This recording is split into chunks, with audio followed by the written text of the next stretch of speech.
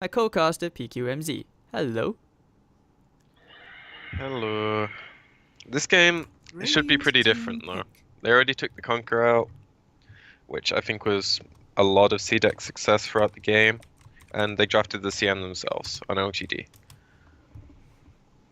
It's a pretty good hero. 10 seconds remaining. Crystal Minion and Phoenix just both basically picking up their supports very early up, and 5 seconds remaining. no surprise, Kunkka was banned out by LGD. This time they are done playing against that hero if they can't pick it up. Would have thought they considered picking it up themselves since they had first pick, but hey, what do I know? But CDEC pick up a pretty strong duo already, and that's the Phoenix and the Lifestealer. Wow, instant Magnus pick. Radiant team ban. 11 Magnus, I guess. Yeah, The dream for some maybe Mag, but it's not really a mid lane hero anymore. Well, I mean, Old 11 has played it to quite good extent before, so this could be one of those games. I mean, I remember there was one game he played where he only RP'd a Lifestealer every single time, but still they won that game because of the Empower alone. So 5 seconds remaining. what's going to be his empowered, his empowered fan? Is it going to be like a Troll Ursa Sven? If I had the choice, it would probably be Troll or TB.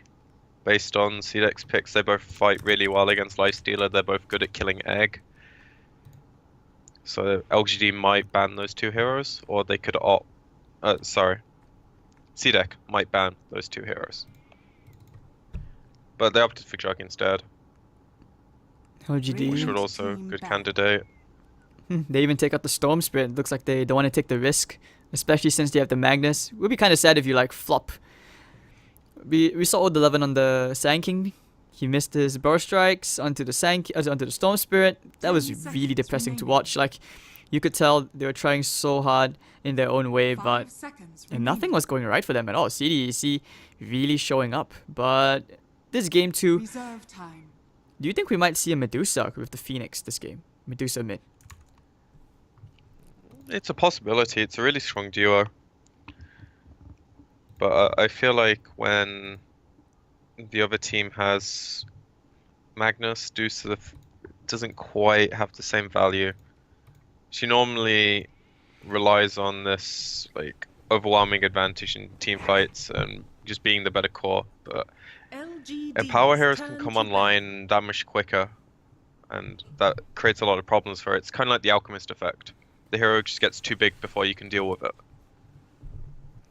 But they have Lifestealer, so this is a hero that can maybe soften the blow of that impact. Definitely an idea that CDEC could look to go to. I don't know, I've only seen like 3 of their games in the past. I like the Terrorblade roster. ban. Reserve time. We've seen before, Terrorblade with Metamorphosis, you get an Empower. He takes towers extremely quick. I mean, as it is without the buff, he takes it quick. But with the Empower, obviously it goes down faster. But I like the appeal behind it. I like also how, they don't get the Magnus so much for the RP and just being able to cleave someone down in a flashy team fight anymore. It's more about scaling your heroes really quickly in the mid game. They both understand that the quicker the better. So this game, I think we might see a Troll coming up pretty soon. But LGD obviously looking into that ban. How do you play against it? Take out the Nyx Assassin. Okay. Radiant team pick. Another really annoying vehicle to deal with. Probably would do well against the cores they're planning to pick as well.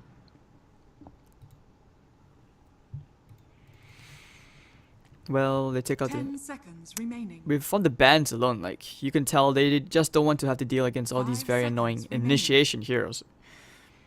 It's quite similar for the first 2 on CDEC's bans as well. But they basically just... Do you think they would ban out like one more carry for the final ban? I imagine LGD are going to get their carry here.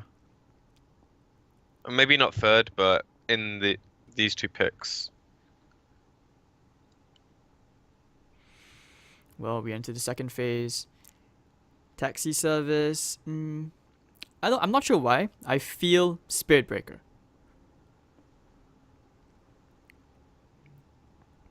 It could be good if they had like Zeus or something to give them the vision to charge the mag, but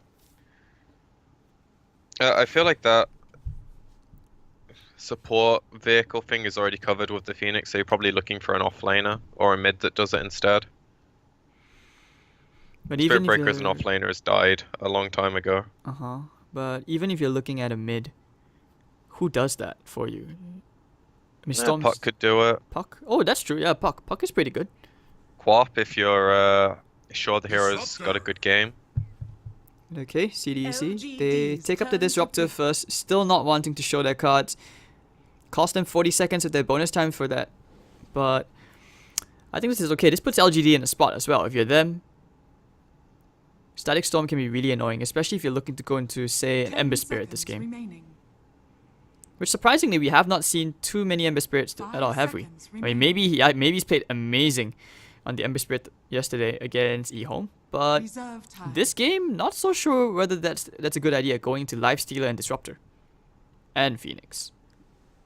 Yeah, I'd agree with that. It's not an easy hero to run. Radiant team I like how pick. CDEC took their time there, and you can see that through their reserve time being so low, they really thought about that pick. And what this gives them is a really easy time to deal with is Magnus. And having two heroes that can do that, Phoenix can come in and net kills when he 10 wants, he can seconds pull, he remaining. can be more active. It frees the hero up to have a nicer early game. 5 seconds remaining. So it's up to LGD to find a way to make their mag work.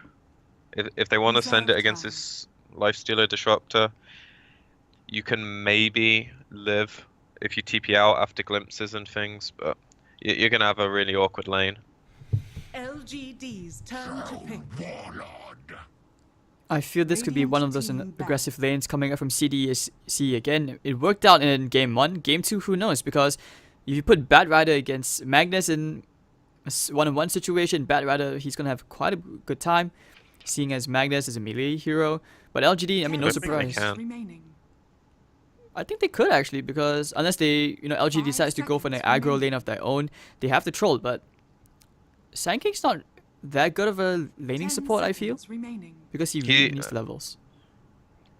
Like, if you look at CDEC's two LGD's supports, turn to they're good bat. at dealing with offlaners, and Disruptor's okay at enabling the two other heroes in a tri-lane, but they don't have catch, and their kill potential is minimal. It's very much down to LGD overcommitting, whereas 10 their tri-lane seconds is super remaining. strong. So I really don't think CDEC will look to go aggro 5 this game. seconds remaining. I think that could be a game-losing decision. If they want to dodge, presuming LGD are going to go Reserve time. aggro, then that's a different thing. And we might have some musical lanes. I wouldn't say no to that anyways, just because I think it could be quite fun to watch.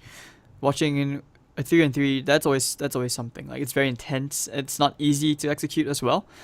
And final ban. LGD take out the Dragon Knight. Ember Spirit. Yep, okay, so they still go back into the maybe Ember Spirit. That's a lot of faith. I mean, he has it warranted, right? His Mhm. track record's pretty legit on this hero. Okay, and they just straight up go for the Invoker. You've got good mid game to late game scaling. LGD on their side. I mean, I like the drafts on both team already, but I don't really know who to support. Who are you rooting for this game, P? I'm rooting for LGD purely because I'd like to see them actually have a say in the game. Mm-hmm. But as far as drafts go, I like them both. I feel like there isn't a blatant edge that's coming out to me right now, and I'll probably look back in 30 minutes and say, well, in hindsight, this was this, but nothing speaks to me right now. I like LGD's lanes a bit more. I feel like their supports might have a bit more success this game. Other than that,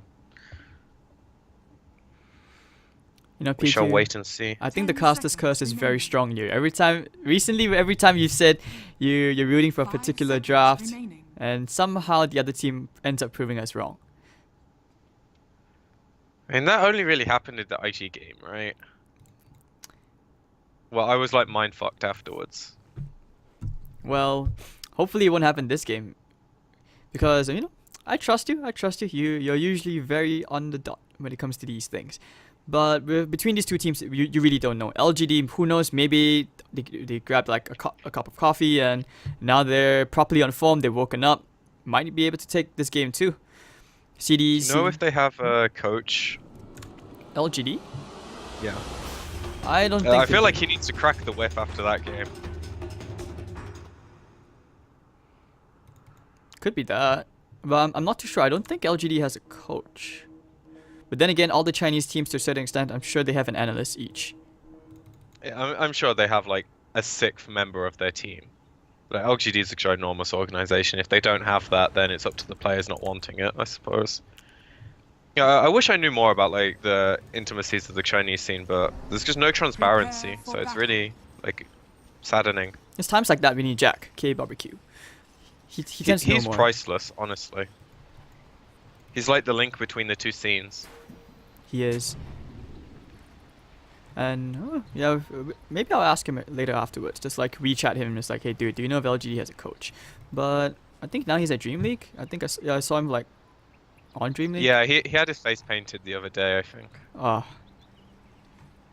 Yeah, he's a really cool dude. But alright, Magnus smoking in, gonna get the smoke broken. So he's not going to be able to place his ward. But I like this LGD movement though. They might be able to find the disruptor. Good first blood. Where's the Boundless Strike? Demons on the run, but because the range is too short. So they Boots. yeah, that's so unfortunate. 30 Level 1 seconds boots. to battle. Full value. Yeah, he was definitely dead there without that, so they scout the movement. CDEC have pretty good wards up so far though. I really like having this lane ward against Magnus when you have Disruptor, or just any offlaner when you have Disruptor. It makes your zoning a lot easier. Alright, so And this is like a typical offlane ward as well, not giving Yes. them access to the Look camp. at look at Flyby and Phoenix. They're basically playing so aggressive. But Old 11, he still manages to get the bounty, and now he's gonna skew. Oh, what? Oh, he tried to skewer Flyby into the cliff. Now he has no escape mechanism, but they can get a couple of pot shots in. I think he's okay. He's not going to be able to cut the creep wave like we usually see. But hey, you know, this is still quite fun. Demon is actually sitting mid to really pressure this Ember Spirit, especially early on when the Exort points don't really come into play just yet. I like this idea a lot actually. It gives the mag a bit more freedom to this lane. But as you said, the matchup for Ember is really easy in the first few levels. It only gets annoying when he starts getting alacrity levels and the right clicks become a problem for you. If he's winning the trade while you have Flame Guard on, then you can't really play aggressive on him, ever. You are too slow. But from LGD's perspective, I think they'll be really happy with this because so far their mag's going to get at least these first 2 waves pretty uncontested.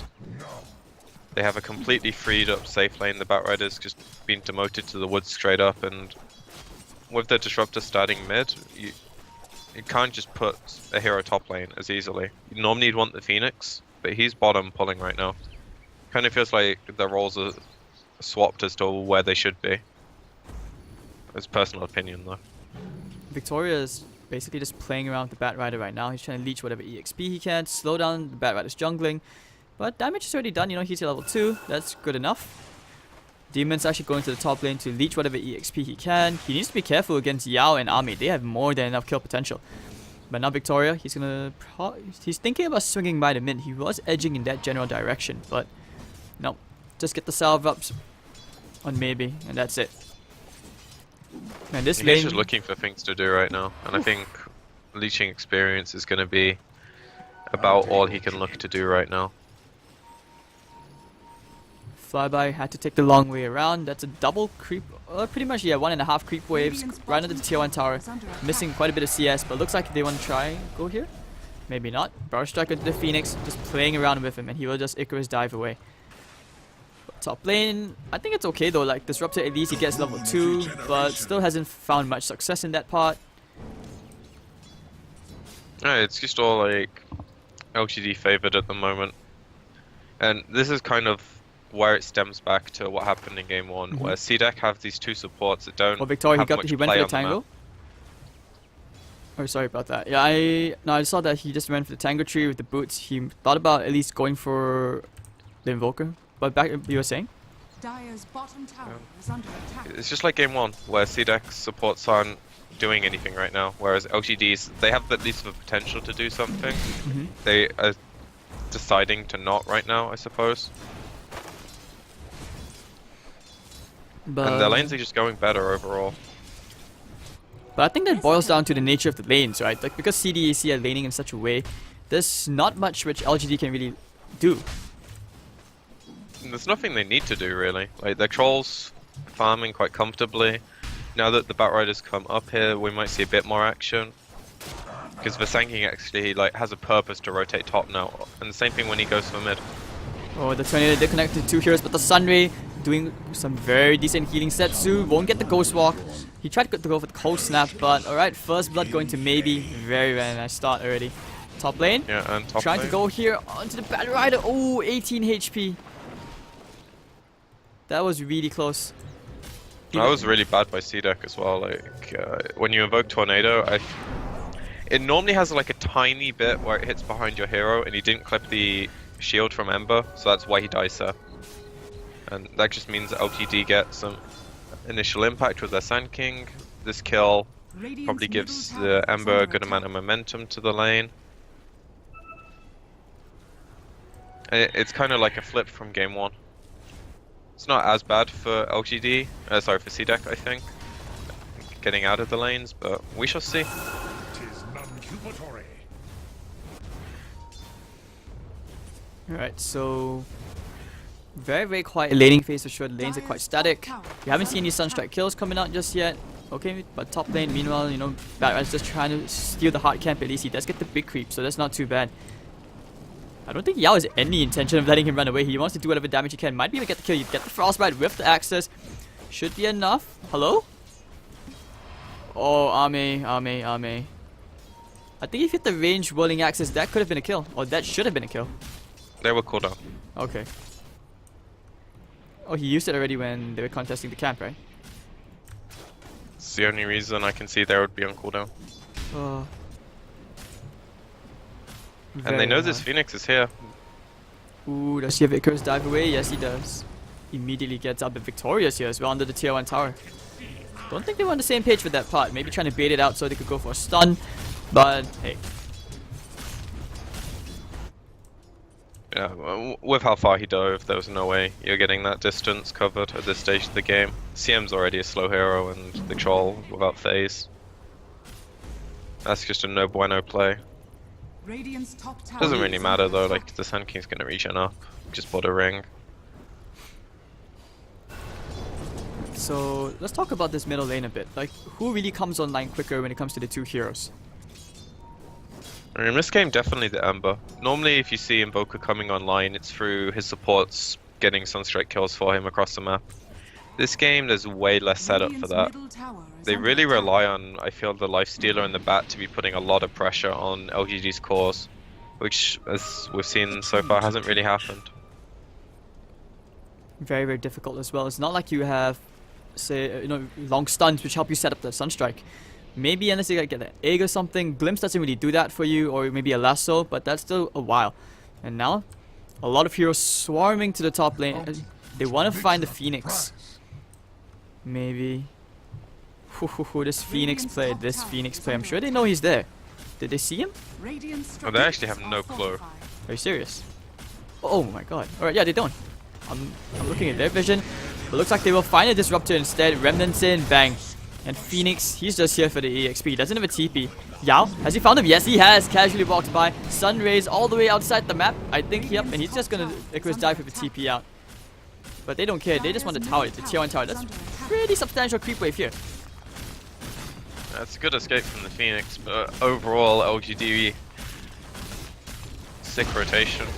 Radiant's top tower has Getting this offlane tower just again sets them up to have a good start. And it also leads the troll to be able to jungle a bit more efficiently, I feel like. And maybe have the supports in the lane instead. Oh, and he's almost on his Vladimir's offering 8 minutes and a half in. Middle lane, they're trying to go again onto the Invoker, but the Sunray heal is going to be there. Maybe have to turn around to Victoria. I think they have more than enough damage. Yes, they do. Tornado will be securing them the kill, so Setsu gets a very, very nice turnaround. Much needed gold to build him that much closer to his Midas. 600 more gold before he's there. Top lane, the Frostbite. Do they kill him off here? I don't think they do. Not enough damage. No, it's impossible to Or chase maybe when he's he's found the necklace. Disruptor, Glimpse back. Remnant, bang! That should be the kill right here. This'll come in handy. Alright, so maybe he finds himself a killing spree. Flame paints Very, the very way. nicely done. And you're right, once again, him coming online. Very, very hard for CDEC's draft to pretty much do anything at this point. As you said in the draft, they have ways to deal with him, but they don't exist at 8 minutes into the game. And this is where he can really take advantage of that. Back when this hero was released, like obviously there are a few things changed, but he was like the strongest in the game when he was like 7 and 8 on levels, just because of how much his spells put in. And it's something very similar this game, where if he rotates to a lane, they're going to be able to do so much.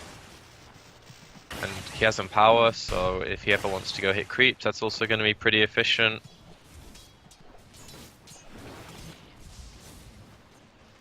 Alright, so what are both teams really waiting for? Like we haven't seen that much action, but why is this so? Like for CDEC, obviously you want to invoke a Midas, but what about LGD? What are you waiting for? Well, apparently not much, as they're moving heroes bottom now. It was mostly like a tick list for them, I feel like. They wanted to win their safe lane. And now they're looking to use this Ember wherever they feel best. And if they can get this kill, then yep. Get the steering chains onto Setsuri with the Burst Strike and the Frostbite. Very quick and easy kill here. And maybe also getting the kill for that, so his net worth is definitely flying up. You can see already he's very, very close to Veil of Discord. But strangely, in terms of net worth, he's actually just a bit behind the Invoker. Bottom lane, trying for the Sunray onto Ame. Yep, they should have enough damage here with this. Yeah, okay, the Fire Spirit's built to take him down. Radiant structures. So Ame giving away gold to Flyby. Actually, CDEC's cores are the ones ahead in terms of net worth. That was a big misplay from LGD though. Initially when they were moving bottom, they had all their heroes here, and it was very clear that they decided to go for the mid play on the Invoker. But then you don't want your troll getting caught down here. But CDEC capitalize on it. Steering chains once more into... Oh, the epicenter as well. Bad Rider's going down here. Oh, hello. Trying for the lasso turnaround kill. Victoria the stick. This Lodge is looking for the Sunstrike. Bam! Shade gets a very nice kill. Radiant's middle tower is under He attack. needed something like that. So his net worth continues to stay ahead of the Ember Spirit at least.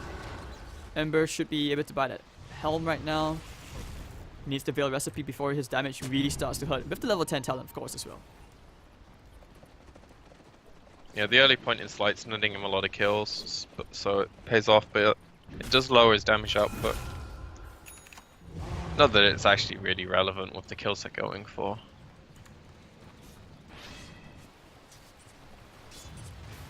For Victoria this game, do you think he goes to the Midas first or Blink Dagger? I don't really see a reason to go Midas on Sand King. At least as a support. As a core, if you get a really good early start, it makes some degree of Top sense. lane here, they want to go into Victoria. They slow him with the Icarus Dive, the Bar Strike. And the Napalm stacks plus the Sunray. They really want to cook him up. Do they have more than enough? He goes all the way to the left. Do they know? That's a Bar Strike. Bar Strikes one more time. Ember's coming. Oh, they even popped the egg for this. What? Should be enough damage. Yes. Oh, those napalm stacks. The extra damage, but here comes maybe hot and angry. He's gonna try and burn him down. Do they have a skewer? Yes, they do. They immediately take care of him. Now Sunray, he's gonna try and run away again, but I'm pretty sure they have the Searing Chains. Ooh, he's stuck. He's stuck. Oh, 11. No, not again. This is like his comfort spot. Dire's middle tower is under attack. He's gonna find him, right? Yeah, he just pings that. He knows. Bang. And no TP either, so with the CM coming in, he's dead. Oh, Yao actually gets to kill. All 11's like, no, that was my dagger. Dire's middle tower is under attack. These supports are getting greedy, man. Report the support. Report the CM. Yao's like, I need money for wards. This is where we enter that debate again on who should get the money. Dire's Oh, it should bottom always be tower like is under attack. the mag in that situation. But it's something that teams don't really care about that much. I feel like you just get the kill and continue a game.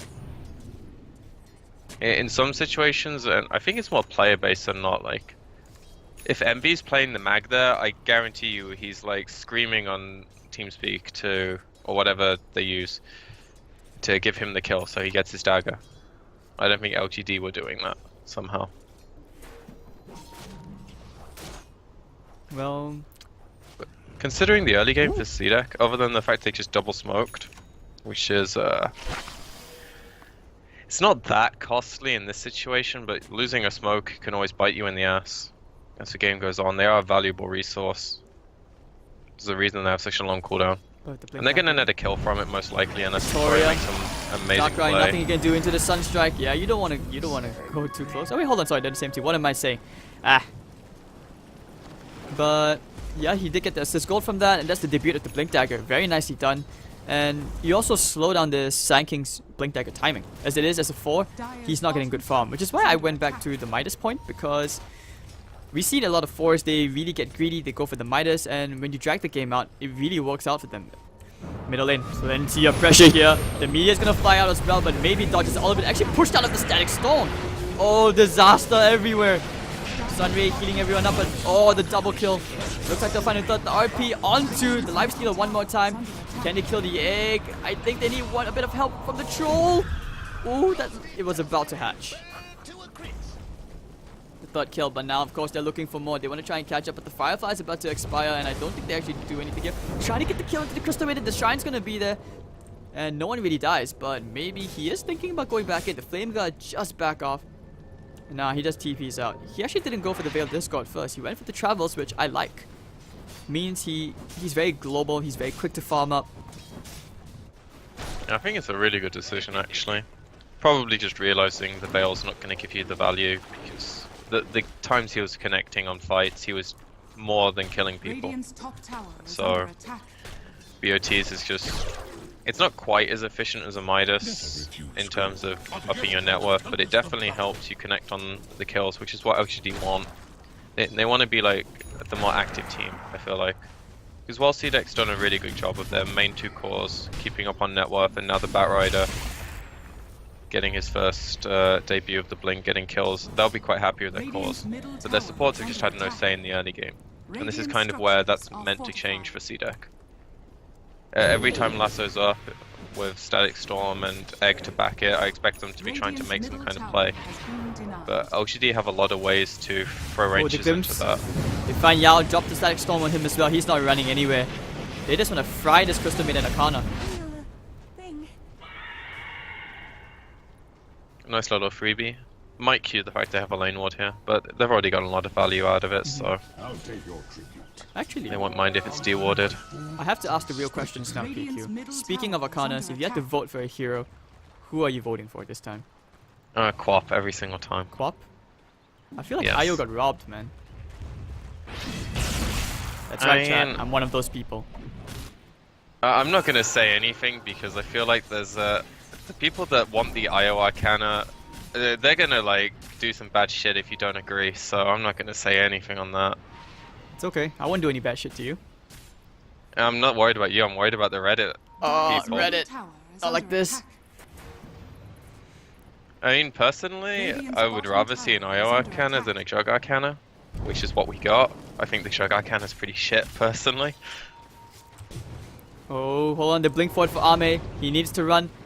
But the baiting of the Magnus. Yeah, They don't want wanna to go on from the the high CM. ground here. If they can find multiple hero kills, but hold on.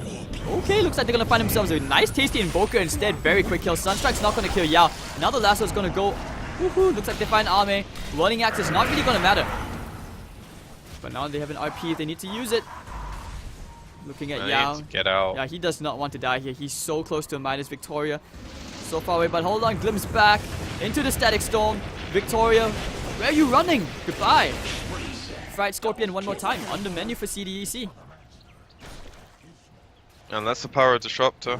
You'd think that's just a 1-for-1 trade, core for core, but Disruptor nets you the second kill and ends up kind of nullifying the engagement, giving CDEC the slight gold lead.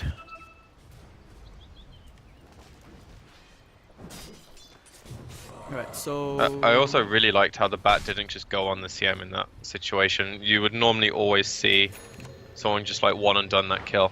And maybe it goes really badly for them because there was a Magnus backing up and then Lifestealer's in a shit position. But he waited. He made the right decision in the end. could have been really bad as well, especially if the lifestealer came out and immediately they get RP'd. That could have been a very quick turnaround for LGD. Like if you look at their positioning throughout the whole time, they looked like they were trying to retreat, but at the same time trying to give themselves the option that they can easily turn around. But now maybe he pops the dust. He's found the disruptor. Remnant, oh, doesn't even need it. He gets the kill anyways from the Flame Guard Veil alone. And Old 11's gonna take himself the creep, stealing it from the Invoker, saying, my creep. And this way, LGD, they find themselves an opening. I like this game too already. They picked themselves up.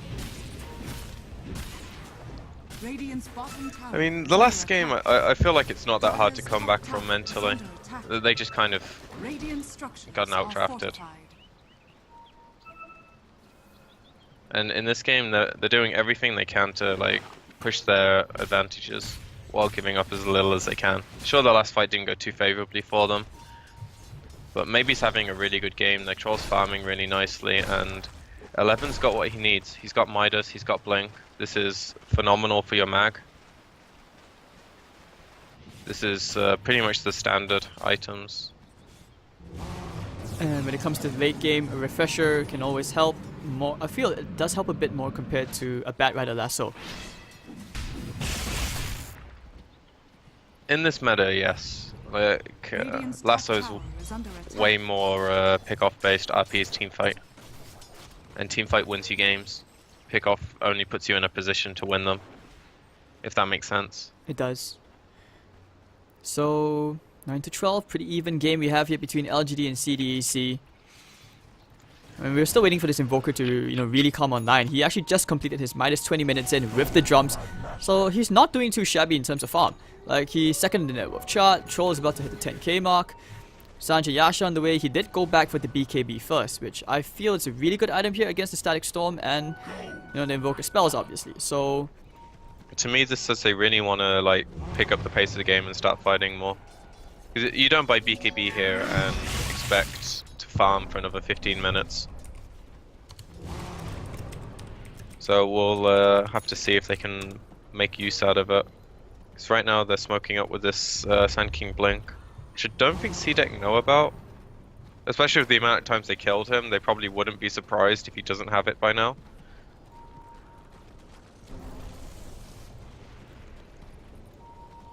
alright, they are smoked up. We'll see if they can find anybody. Oh, this ward. Oh, the Bar Easy Strike. kill. Where's the Frostbite? There we go. With the Battle Trance. Sunstrike. Not gonna kill this Crystal Maiden, as the Sand King almost does, actually. But, okay. Ame. That's pretty good for LGD, That's considering Roche is the very easy transition point here. It is really annoying to play around Phoenix and Bat in the pit, but it's only a level 1 egg, so LGD only need like 1 second with 1 or 2 heroes hitting it to deal with it. Oh, they go for the RP, big one. And of course into the Crystal Maiden ultimate. But that'll be the end of that story. RP a bit lackluster. The Phoenix egg gonna be there. And actually it will proc. And they will immediately take care of Flyby. Perfect timing after the Wish. Epicenter, well, gonna be a bit late to the party. Victoria. Not sure how he wanted that to happen, but still, LGD. That was really, really clutch from them. You said lackluster RP, but it did what it needed to. It stopped the troll from dying to the right clicks from Lifestealer. Which I feel He got his BKB off, and then they turned the fight. But this is the same story every time. Old 11 regarding his Magnus, he's never afraid to use his RP on a single lifestealer as long as it keeps his core lives. And you can see immediately they turn around, they get themselves 1 kill. But I think CDEC will still be happy with that. The ultimates are down, but the Roshan is still up, so that's the big thing for them. I think they'll be happy with it if it doesn't go down soon.